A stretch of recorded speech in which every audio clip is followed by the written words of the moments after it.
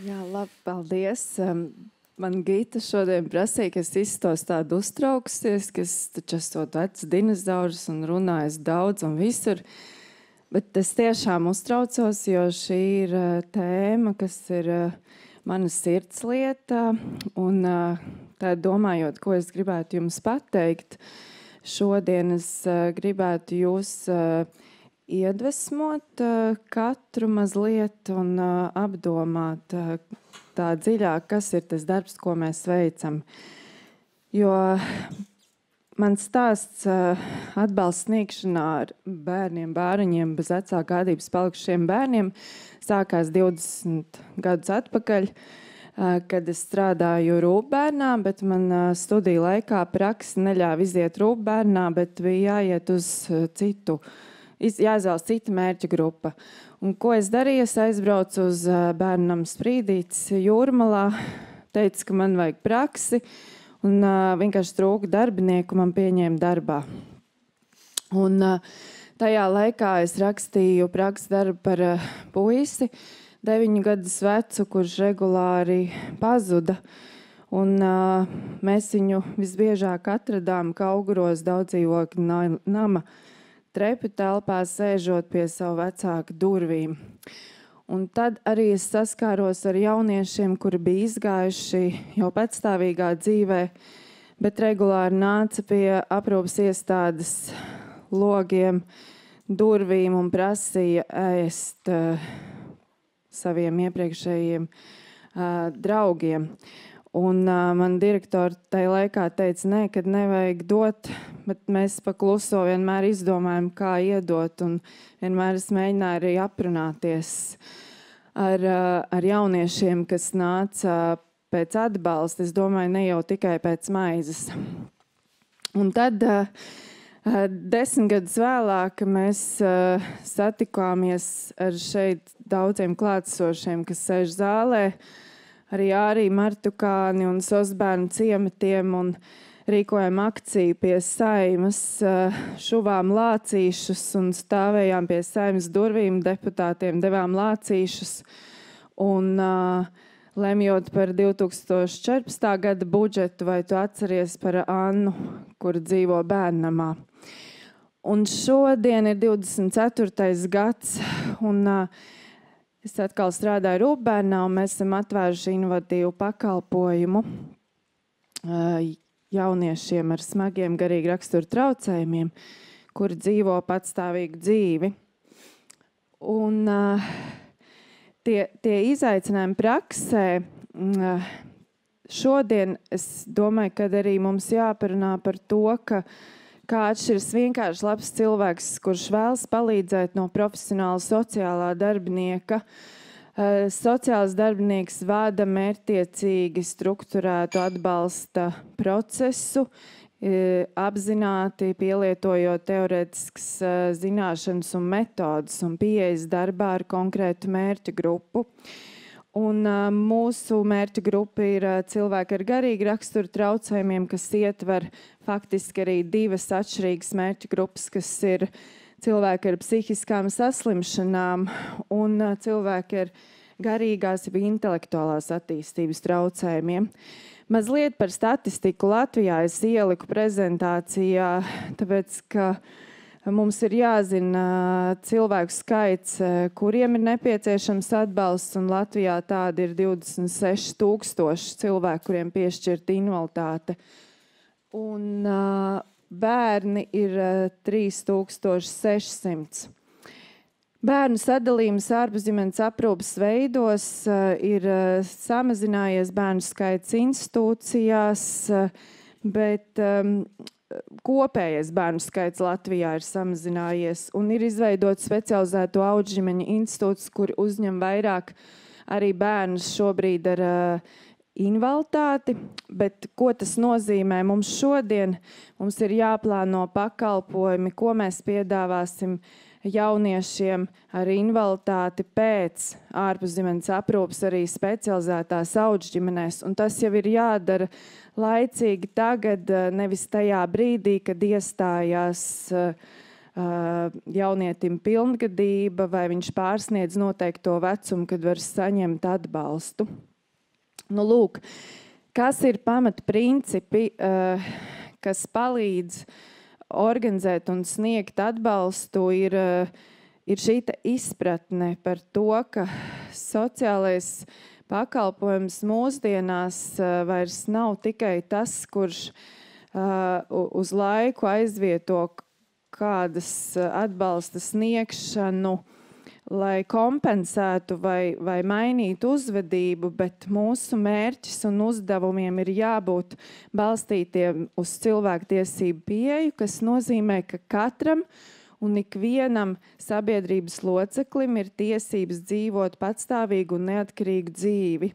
Un kad eksperti esam nevis mēs, bet jaunieši, ar kuriem mēs strādājam, ģimenes, ar kurām mēs strādājam, un tikai viņus uzklausot, mēs varam rast iespējami labākos risinājumus katrā konkrētajā situācijā.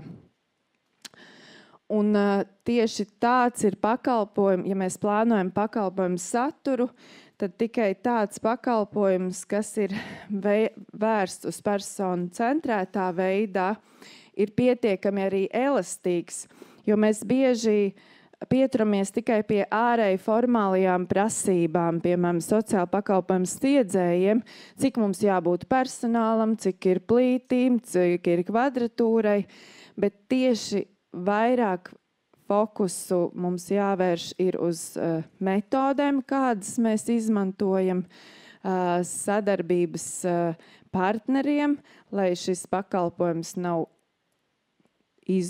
tāds nošķirts un kaut kas unikāls viens, bet ka mēs izmantojam visus esošos resursus, par ko arī Gita tūlīt jums izstāstīs. Un vēl, kāpēc es šobrīd prezentācijā iekļāvu to, kas mums esošā normatīvā regulējumā. Ja mēs runājam par darbu ar cilvēkiem ar smagiem garīgi rakstura traucējumiem, tā skaitā pēc ārpusģimenes aprūpes, tad sociālās rehabilitācijas jēdziens neietver visu to darba mērķi un saturu, kas ir būtisks. Tas mans arī mūsu kolēģi redzējums ir, ka mums ir jādefinē arī šī habilitācija kā pakalpojuma veids, ka mēs nevaram ilgtermiņā cilvēkam, kuram būs nepieciešams visu mūžu atbalsts kādās noteiktās jomās, lai viņš spētu dzīvot neatkarīgu dzīvi, viņu rehabilitēt. Jo rehabilitācijas jēdziens ir zaudēto prasmju apgūšana vai jaunu prasmju apgūšana. Nu, lūk. Un, jā, šobrīd strādājot Rūpju bērnā, mēs gadu gaitā ir attīstīti daudzi pakalpojumu veidi, un šobrīd jau mēs strādājam pie pakalpojumu satura un metodoloģijas specifiski, kur mums ir vairāk mērķa grupas klienti ar psihiskiem traucējumiem vai ar intelektuāliem traucējumiem. Un ļoti daudz mums ir jaunieši, kam ikdienā sniedzam atbalstu, kas ir pēc ārpusģimenes aprūpes, un tieši no iestādēm lielākoties, un laba sadarbība mums ir ar Rīgas pašvaldības bērnu jauniešu centru. Un tad es gribētu vēl vienu lietu. Ja jūs saskaraties praksē ar darbu ar cilvēkiem ar garīgi rakstura traucējumiem, atceramies par normalizācijas principu un teoriju.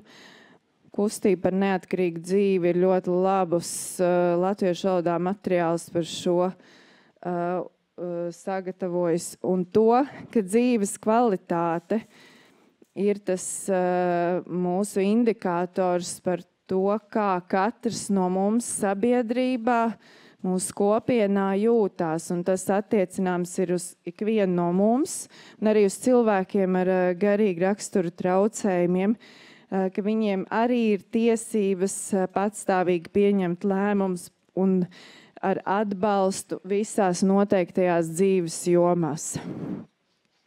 Es esmu atstājusi šeit vienu teorētisko pieeju, kas ir uz personu centrētu pakalpojumu sniegšanas pamatā, tā ir ne tikai ideja par to, ka mums tādas pakalpojumus vajag, bet komunikācija ikdienā.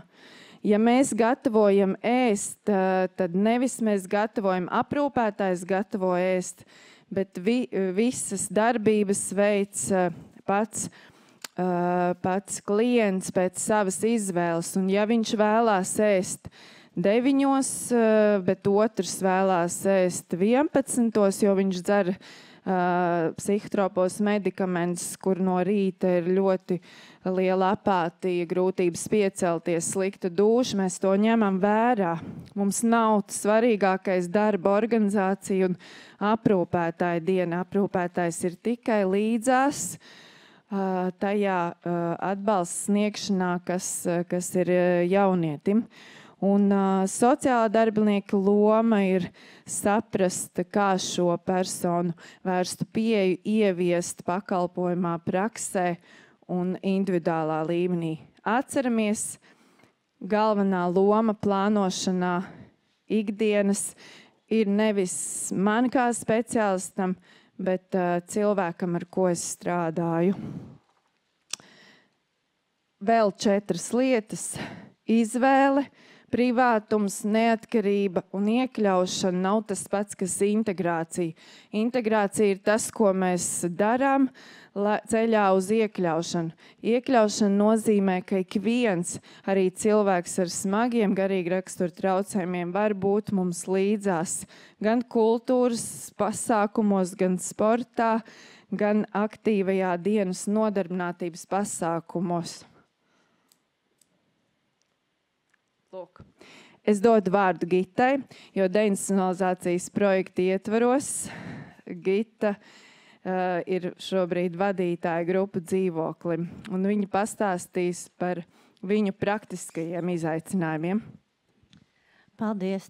Tātad mums grupu dzīvokļos dzīvo 28 personas, un 4 no tām ir jaunieši. 2 no viņiem ir dzīvojuši Audžu ģimenēs, 1 ir no valsts sociālās aprūpes centra un 1 ir no institūcijas nācis jaunietis. Protams, katram viņam ir savi izaicinājumi.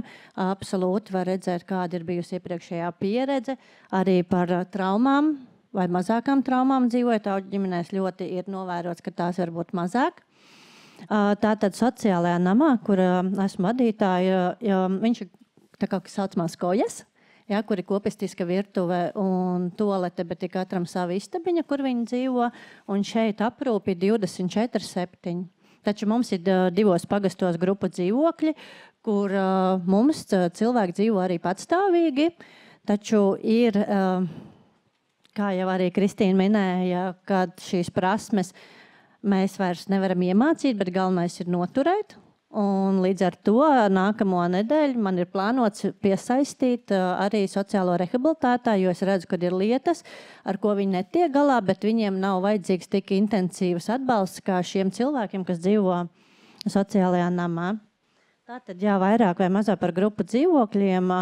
Ja iepriekš deinstitucionalizācijas laikā bija tā, ka varēja saņemt personas ar 1. un 2. grupu, tad tagad ir mazliet pamainīts un var arī saņemt ar 3.